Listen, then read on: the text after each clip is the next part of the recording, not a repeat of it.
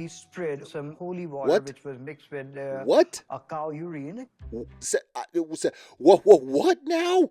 Hello and welcome to Opening a Cafe 101 in India. First, you have to use the poop water. Only poop water to make the food.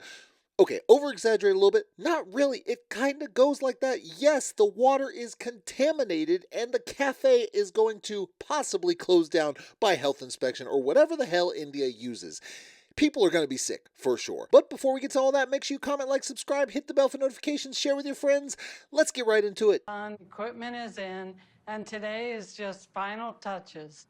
It's really exciting. It's really exciting that it's going to make no money, and you're expecting that you're going to be able to possibly move out of his parents' house with this cafe that is going to miraculously be extremely successful with everyone working there and no clientele. This should be extremely interesting. Making coffee is also an art. Like if you make good coffee, it can be at the star of a menu.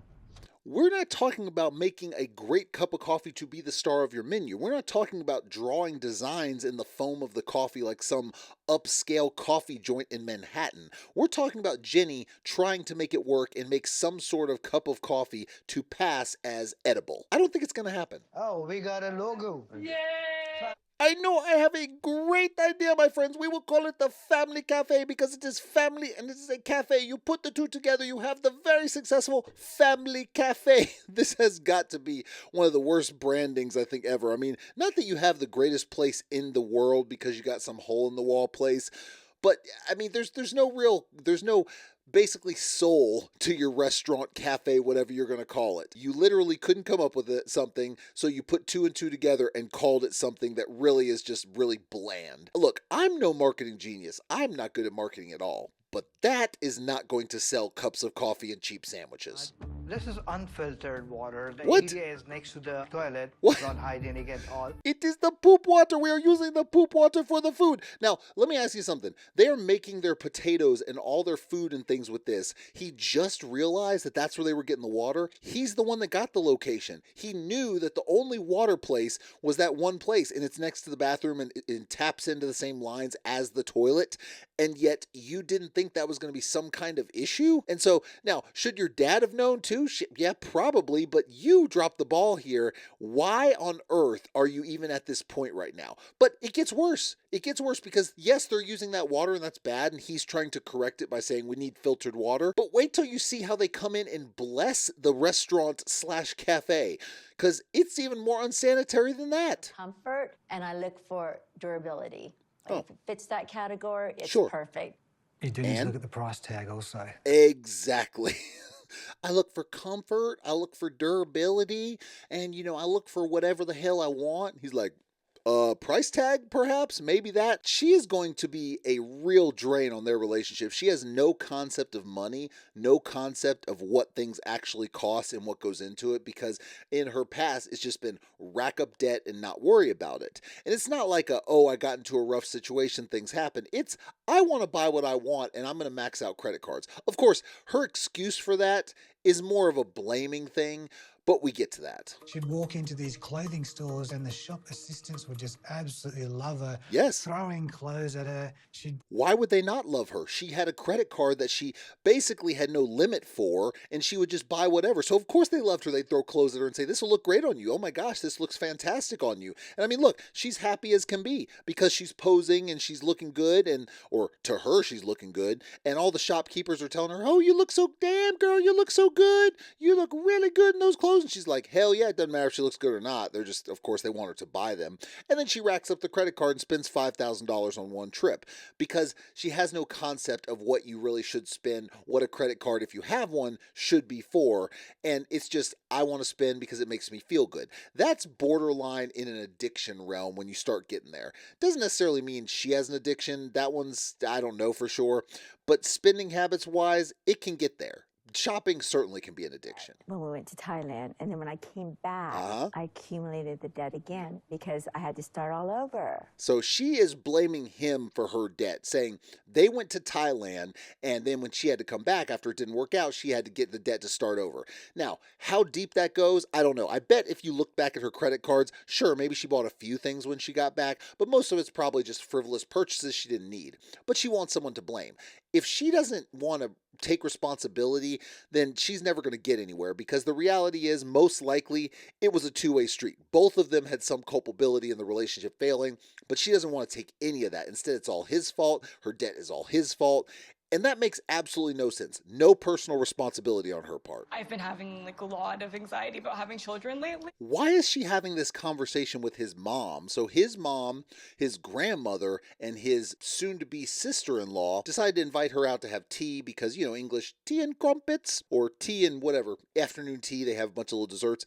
Looks nice. I could eat all of those desserts, all of them. Not just one dessert. You hand me those desserts, I'm eating all the desserts. I might have a problem. But I digress.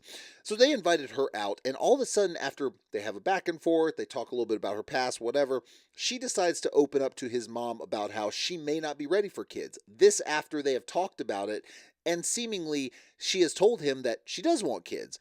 Why are you telling his mom this before you ever tell him this? That's not the way you should do things. It's quite a big decision whether you're going to have children or not.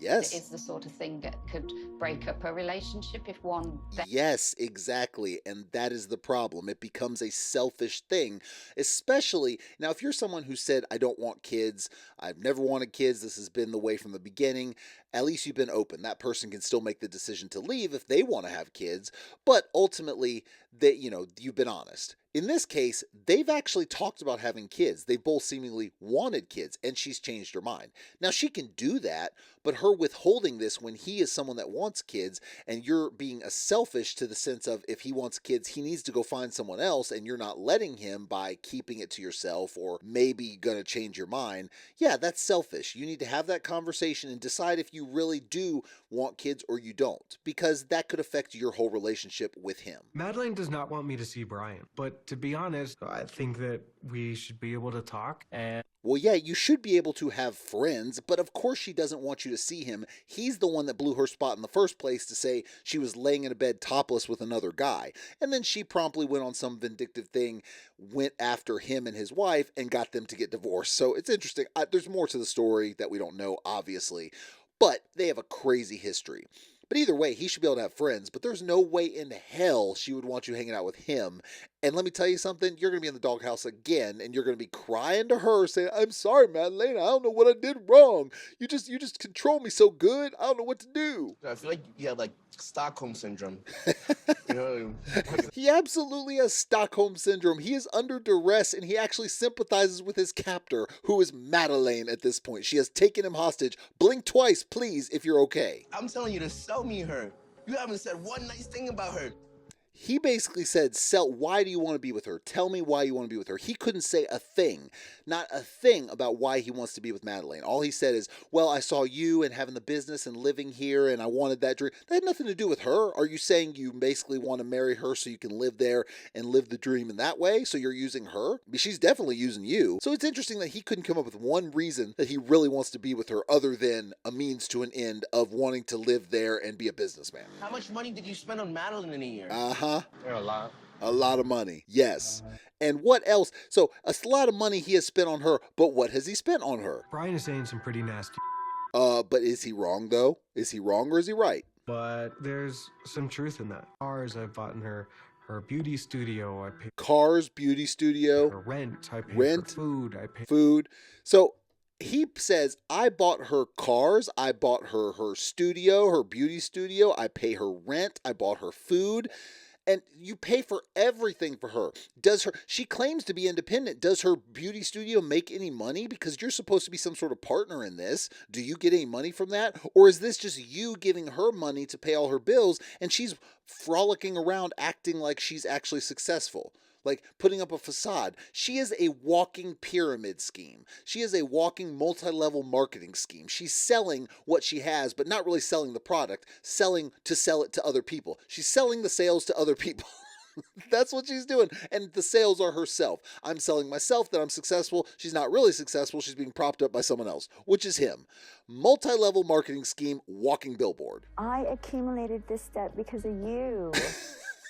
Damn, that is harsh to the umpteenth level.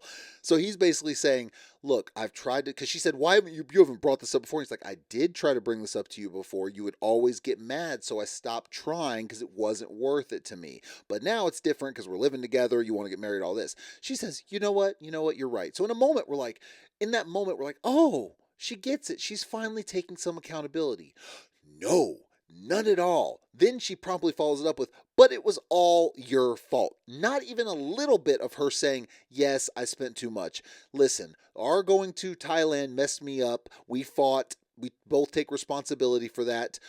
But, I do too. Nope, all his fault. None of hers. She takes no accountability. Now that we're together, it's going to be your money, and I'm not going to be doing that. Oh, she'll find a way to spend the money. He'll give her something. He'll give her a card or something, and she will spend the money. She has not learned anything from her spending habits. She's going to spend all his money, too. It's just a matter of time. What the hell? Temper this and steam that. I'm in way over my head here. You had one job, Jenny. That's it. Make the coffee. You can't do that. She's saying, I thought it was going to be easy, and then I realized, you couldn't read some instructions? I mean, damn, you could look online and find instructions for that machine, even if it's all in the language they speak. Come on. He sprayed some holy water, which was mixed with a cow urine. What now? He's spreading water, holy water mixed with cow urine. You said that it was not sanitary to use the water next to the bathroom to make your food, but he is spreading cow urine all over food. I saw onions and stuff laying out there, potatoes and everything, and he's spreading it all over it. Yeah, these people you're giving this free food to are going to get extra seasoning and extra sickness. How the hell can you reconcile complaining about the water the other day, but letting this craziness happen in your cafe?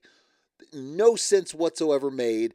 This is just bizarre behavior at its best. I don't care that it's a different culture. That's gross. Cow is a holy animal. Oh, yeah. Anyone, even gods, because cow gives us milk. Also, the cow gives us hamburger, which is delicious. Of course, they don't eat hamburgers over there, but, maybe they should try because they are yummy. Very yummy.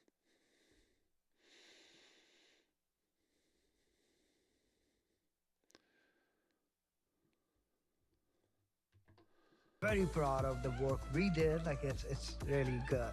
We served a lot of people, hundreds of plates went out of the kitchen. It really makes us feel good that we can do it. But you made $0. So, and Jenny points this out, but they did all these samples to try to basically get out there and show them the food. They made no money. And the samples were full meal sizes. It wasn't like bites like you go to the food court of the mall and they give you a piece of teriyaki chicken and everyone gets the free sample because it's delicious and, everyone loves teriyaki chicken. But my God, the digressions tonight. Anyways, they bring a whole meal to these people and hand it out and they're like, we did great tonight. It has been fantastic. But you made no money. That's the problem. And the reality is are any of these people going to come back? I doubt you're going to have much business. At this point, we might as well just be throwing money out. Exactly. There's 100 people there. You're giving out full plates of food. And at this point, you might as well just be throwing money out. Well, you did throw money out because you had the cost of food. You had the cost of the paper plates and all those things, the cost of whatever it was to run the place that night. So yes, you were basically throwing money out. You might as well put a bunch of money in a pile and burned it. It's one thing to market. That's fine. But you have to do it smart. You're trying to reduce your costs when it comes to things, especially with food costs. You want to reduce as little as you can. That's why for samples, you're going to give little samples, not full meals if you can help it. Don't worry, it will be all fine. It will not be all fine. I feel so unsure if I do want kids anymore. Ooh, that's a big deal. That's a bombshell. Yes. Big time bombshell. And you drop this on him now. Now, granted, she's finally telling him, which is good, But you have to understand that he may not want to stay together if he wants kids and you don't. You are kind of seem like you're on the fence right now. So if you want to have kids or you're really not sure, then you need to voice that you're really not sure and you're still kind of trying to formulate what you want to do, if you want to be a mom, why your opinion has changed so much. All of those things need to be discussed because ultimately, if you don't want kids and he does, it's probably not going to work and y'all have to go your separate ways. Have spoken together about kids dozens, if not hundreds of times. Yes. We've even named what all of our kids would be called. Yes. So this isn't even as much as, we've said we both want kids. This is more than that. We've actually talked about names. You really have gone down the road of, we want kids. We're just trying to get in a better situation, get our own home, all those things before we do. But it's a foregone conclusion. We are going to have kids. That's the point you were at. So this is a big bombshell to say, I don't know if I want kids anymore. Because even if you say, well, you wanted kids really bad and I thought I did, but I also didn't want to upset you, that still doesn't make anything better. You need to decide for yourself and for him, so you can stop being selfish. You need to make that decision and then talk to him about it, because ultimately this is something that really can break up a relationship. And it's okay if you don't want kids. That's your decision. I think you should. I think kids are great. I think you should want to have a family and carry on. And I think that's the most fulfilling thing you can have. But it's your decision. But you need to make it and you need to have that discussion with him. Ultimately, we don't know where this is going with them and kids. We do know where this is going with the cafe. Definitely dysentery. So they will have fun with that, with all of the code violations that they would have in America that I guess they don't have in India because it's a different place. Still gross though. We will see how many people get diarrhea next week. Make sure you comment, like, subscribe, hit the bell for notifications, share with your friends. I will see y'all next time.